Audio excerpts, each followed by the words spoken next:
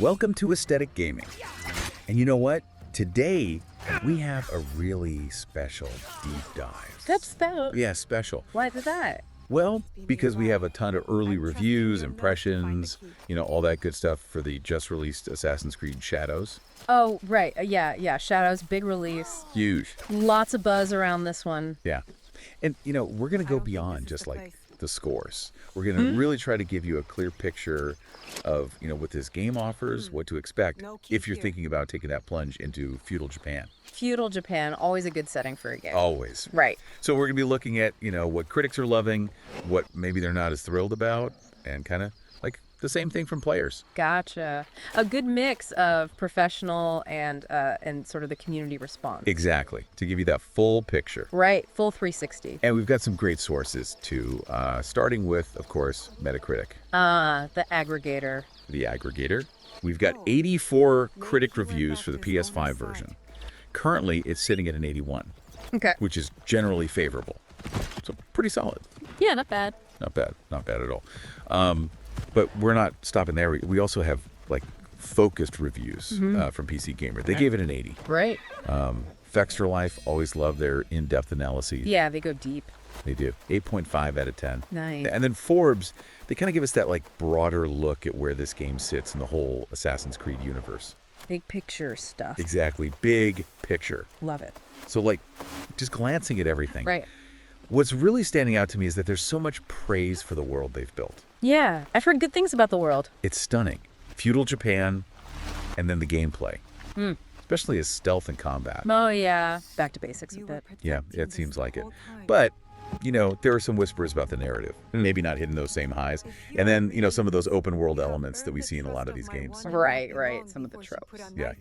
So we're going to dig into all of that. And another thing that's got people talking is, well, this is a first for Assassin's Creed, I think. What's that? Dual protagonists. Oh, interesting. Yeah, so we have Naoe. Nice. She's an Iga Shinobi, so very much that classic Assassin's Creed kind of character. Okay. Iga clan. Stealthy. Stealthy. Cool. And then Yasuke, Yasuke. based on a real historical figure too. He's an African samurai. Wow, okay. That's a unique combination. Yeah, right. Super interesting. So that dual protagonist thing is something we see mentioned a lot in these sources. I bet. So where do we even begin? Well, why don't we start with Metacritic? All right. The 81. Yeah. So, like I said, generally favorable from critics. Solid. PS5 is at an 81. Xbox Series X, it's actually a little bit higher, 85. Oh, wow. Okay. PC, a little lower, 79. So kind of across the board, good, but some variation. Exactly. And, when you dig into those individual reviews, that's where it gets really interesting. Let's hear it. So we got this covered. They gave it a perfect score. 100 out of 100. Wow, perfect score. They must have really loved it. They did. They really loved the presentation, called it beautiful. Yeah. And they said the story was told in a really stylish way. Okay. Then you have GameSpew. They're also pretty positive, gave it a 90. 90. That's great. Yeah. And they really liked how Shadows mixes those newer, more open elements of like the recent Assassin's Creed games. Yeah. With that classic, stealth gameplay. Right. Kind of like a best of both worlds situation. Yeah. They especially like that when playing as Naoe. Yeah. Makes sense. The shinobi. Yeah. Cool. And Game Informer, they gave it an 85. Okay.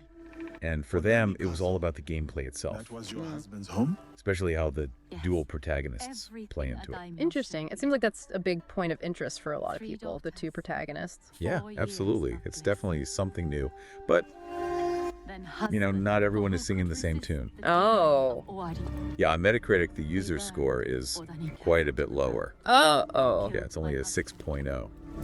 And they're calling it mixed or average. So critics are digging it, but maybe the players not so much. Yeah, and it's based on a lot of reviews too, over 3,000.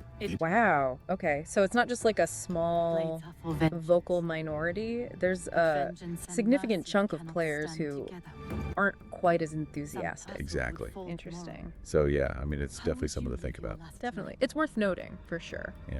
And even PC Gamer, while they gave it a decent score. The 80? Yeah, the 80. Yeah. They did have some concerns about this story. What did they say? They said it was a bit dull. Dull. Wow. Yeah. And they also weren't that impressed with the characters. Oh, okay. So even though they enjoyed the stealth and combat, the narrative side of things wasn't quite there for them. Yeah, seems like it. Okay. And Fextra Life, they had a really interesting take. Yeah, what did they say? They called it both the best and worst Assassin's Creed game in recent memory. Whoa, that's a bold statement. I know, right? How can it be both? Well, it's all about what they liked and didn't like. So they loved the stealth. Okay. They thought it was a huge improvement. Makes sense. We've heard that a few times now. And they also really enjoyed exploring the world. They said it was so well crafted. Yeah, I'm getting the sense that the setting and the atmosphere are real strong points for this game. Absolutely. Yeah.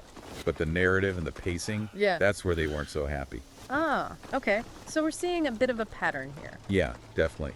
But, Forbes had a good point about the meta score. Yeah. What was that? They said it's kind of what you'd expect for a big Ubisoft game. Yeah. Like right in that typical range. Sure, not necessarily groundbreaking, but also not a flop. Exactly. It's a solid Assassin's Creed game, at least according to the critics. All right, so that sets the stage. But let's dive into some of the specifics, starting with those dual protagonists. Yeah, let's talk about Naoe and Yasuke.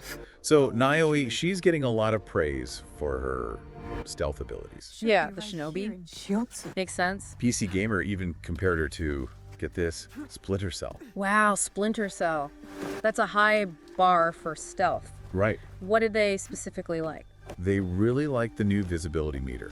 Apparently it's really nuanced. It's not just about light and shadow. It takes into account your stance, how well you're hidden.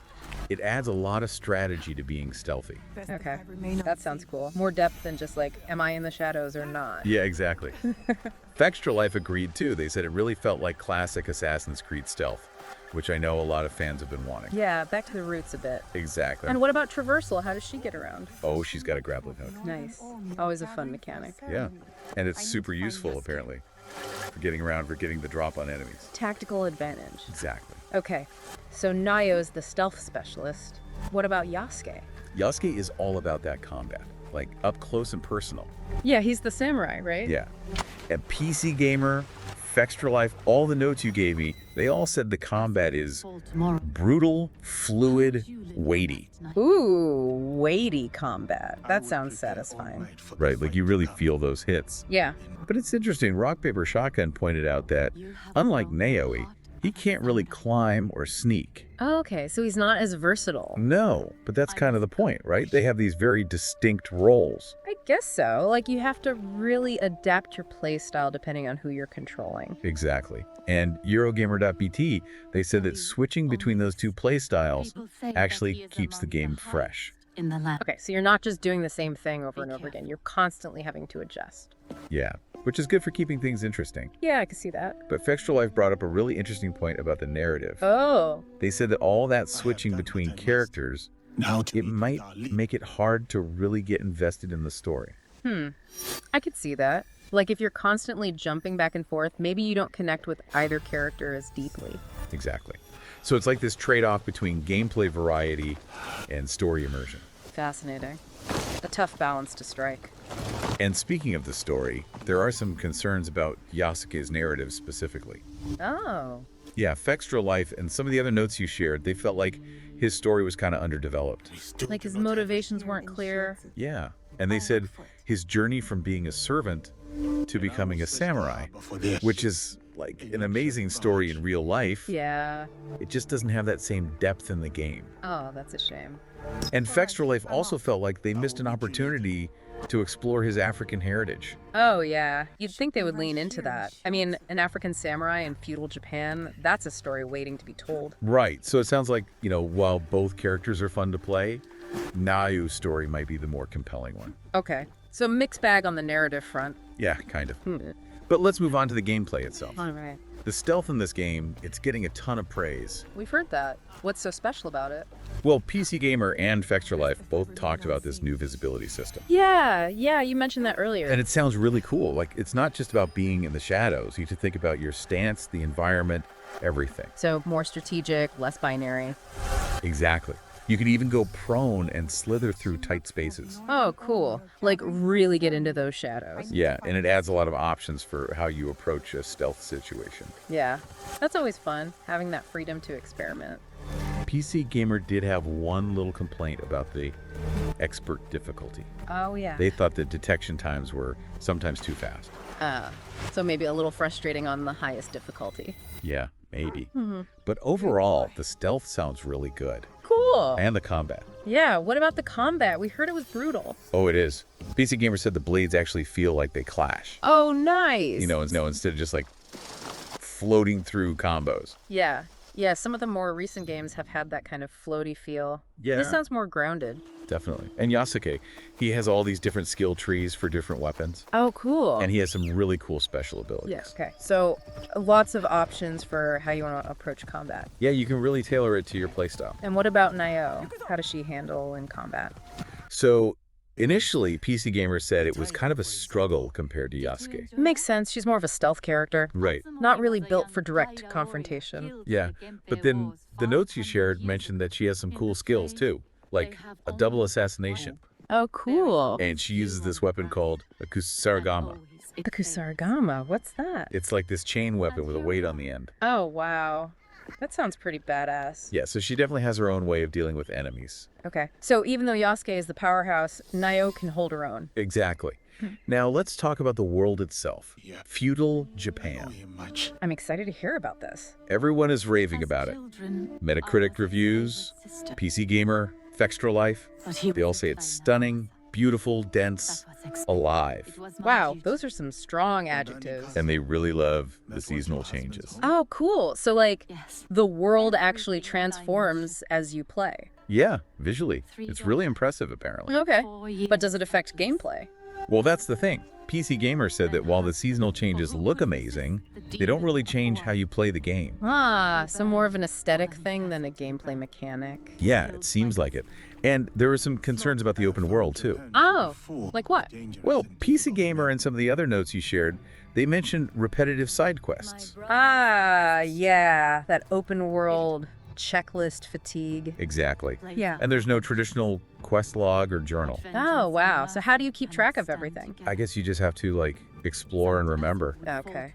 That could be either really immersive or really frustrating, depending on your personality. Right. And some people weren't thrilled with the skill tree progression either. What was the issue there? Apparently, to unlock some of the cooler abilities, you have to do a lot of those side quests. Ah, so even if you have the skill points, you're still kind of gated by those side activities. Yeah, it sounds like it. And they also mentioned that the enemies scale with you as you move to different regions. Yeah, that's a pretty common thing in open world games. But it can feel a bit artificial sometimes. Yeah. But there were some good things about the open world, right? Yeah, definitely. PC Gamer really liked the loot system. They said it's really deep, with cool perks and a flexible engraving system. Oh, okay. So you can really customize your gear. Yeah, which adds a lot of replayability. Cool. But they did have one question. Yeah. They wondered why you're constantly pillaging for resources. Like, story-wise, it didn't really make sense to them. Ah, okay. Sometimes those gameplay loops don't quite line up with the narrative. Yeah. All right. So the open world has its highs and lows, it sounds like. But what about the main story itself? Well, beyond Naoe and Yasuke, the overall story seems to be a bit of a weak point. PC Gamer said it felt disjointed. Disjointed. Yeah, like it didn't really flow well.